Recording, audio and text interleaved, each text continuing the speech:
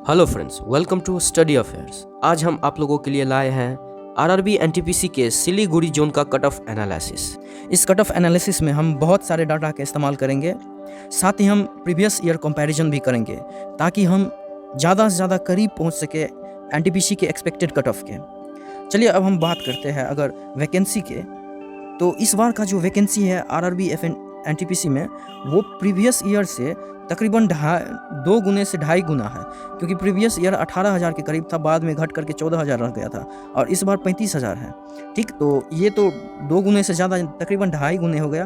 तो वैकेंसी तो हमारे पक्ष में है कट ऑफ को नीचे लाने का। ठीक, अब हम देखते हैं आगे कि टफनेस लेवल। अगर हम टफनेस लेवल की बात करें तो इस बार का पेपर काफ़ी टफ आया है प्रीवियस ईयर के मुकाबले, और इस बार का रीजनिंग और जीके जो था कहीं ना कहीं वो लेस स्कोरिंग था और कम अटेम्प्ट करके स्टूडेंट सब आए हैं, जिसके कारण ये कट ऑफ पे बहुत ज़्यादा इफेक्ट डालने वाला है। अगर हम स्टूडेंट के अपीयरेंस की बात करें तो इस बार का अपीयरेंस जो रहा स्टूडेंट का वो 50 से 55% ही रहा। कोविड और अन्य कारण से कहीं ना कहीं स्टूडेंट एग्ज़ाम में नहीं जा पाए। ठीक है, और फिर भी हम 50 से 55 कहीं 55% से ज़्यादा अटेंडेंस रहा। ठीक, तो अटेंडेंस भी इस बार का कम ही रहा। अगर हम इस बार का, हाँ ये एक बात है कि अभी जो है ना स्टूडेंट का लेवल कहीं ना कहीं इंक्रीज हुआ है इंटरनेट क्रांति की वजह से, और फिर ऑनलाइन अवेलेबिलिटी की वजह से हर कोई पढ़ता है, तो ये कट ऑफ पे असर डालने वाला है। थोड़ा सा कट ऑफ इसके कारण इंक्रीज हो सकता है। चलिए अब हम एनालिसिस शुरू करते हैं। अगर हम बात करें सिलीगुड़ी जोन की वैकेंसी के बारे में, तो यहाँ पे जो वैकेंसी है वो है 443 और कैंडिडेट जिन्होंने फॉर्म फिलअप किए वो है 73,442। हमको इससे कोई मतलब नहीं है कि कितना स्टूडेंट ने फॉर्म फिलअप किया, मतलब उससे है कि कितना स्टूडेंट अपीयर हुए हैं एग्जाम में। तो अब हम देखते हैं कितना स्टूडेंट अपीयर हुए हैं। तो यहाँ पे तकरीबन 60%, वैसे तो 50 से 55% के आसपास ही कैंडिडेट अपीयर हुए हैं, कहीं 55 प्लस स्टूडेंट अपीयर हुए हैं। इसीलिए हम एक रफ आइडिया के तहत 60% कैंडिडेट ले लेते हैं कि ये इतना अपीयर हुए हैं। तो उनकी जो संख्या है वो है 44,000 के आसपास। ठीक, अब हम देखते हैं कि यहाँ पे टोटल सीट सिलेक्शन कितना होने वाला है। सीट सिलेक्शन से मेरा मतलब है कि CBT 1 में आखिर कितना स्टूडेंट यहाँ पे क्लियर करने वाला है इस जोन से।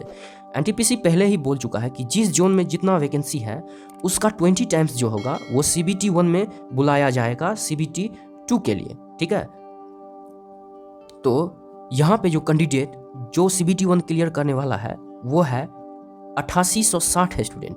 ठीक, तो अब हम देखते हैं कि यहाँ पे कंपटीशन लेवल कितना है। कंपटीशन लेवल से मेरा मतलब है कि यहाँ पे पर सीट के लिए आखिर फाइट कितना चल रहा है। तो ये जो सिलीगुड़ी जोन है यहाँ पे जो फाइट चल रहा है ये अभी तक का सबसे लोएस्ट है। ठीक, यहाँ पे फाइट देखने के लिए हम अपीयर कैंडिडेट में से वैकेंसी जितना सीट सिलेक्शन होने वाला है उसको डिवाइड कर देते हैं। डिवाइड करने के बाद यहाँ पे पर सीट के लिए जो फाइट निकल के आता है वो केवल और केवल 5। अगर हम पिछले दूसरे जोन्स की बात करें तो कहीं पे 12, कहीं पे 11, कहीं पे 10 और 8, 7 ऐसे ही गया है फाइट, लेकिन इस जोन में केवल 5 का फाइट निकल के आ रहा है। यानी कि ये जो जोन है ये सबसे सेफ जोन है, अभी तक का सबसे सेफ जोन सिलीगुड़ी जोन है। ठीक, अब हम देखते हैं कि कट ऑफ एनालिसिस कितना निकल के आया है यहाँ पे। ये यहाँ का जो कट ऑफ एनालिसिस है ये 55 से 56 नंबर जनरल का है, EWS का 48, OBC का 49 से 50, SC का 43 से 45, ST का 37 और एक्स सर्विसमैन का 34 से 35। ये आप लोग देख रहे हैं ये कट ऑफ जो होगा वो फिर भी थोड़ा सा ज़्यादा लग रहा होगा कंपटीशन लेवल के अनुसार। हाँ, ये थोड़ा सा ज़्यादा इसीलिए है क्योंकि ये जो मार्क्स मैंने निकाला है ये नॉर्मलाइजेशन के बाद का मार्क्स है। ठीक, अभी जो आप लोगों का मार्क्स है वो रॉ मार्क्स है। रॉ मार्क्स प्लस नॉर्मलाइज करके कुछ ना कुछ आप लोगों का मार्क्स इंक्रीज होगा और वो तब जाके रिजल्ट बनेगा। तो ये जो रिजल्टिंग फैक्टर है मार्क्स है ये नॉर्मलाइजेशन के बाद का मार्क्स है।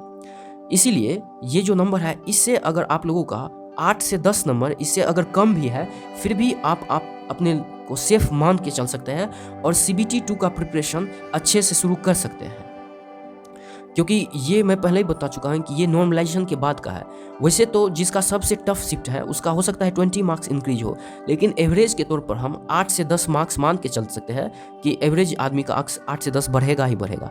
तो जनरल का 45 और इसके अनुसार ही देख ले कि 8 से 10 नंबर कम है फिर भी CBT 2 का प्रिपरेशन अच्छे से करें, क्योंकि CBT 2 का जो मार्क्स होगा ना वही मार्क्स आपका मेरिट में बनेगा।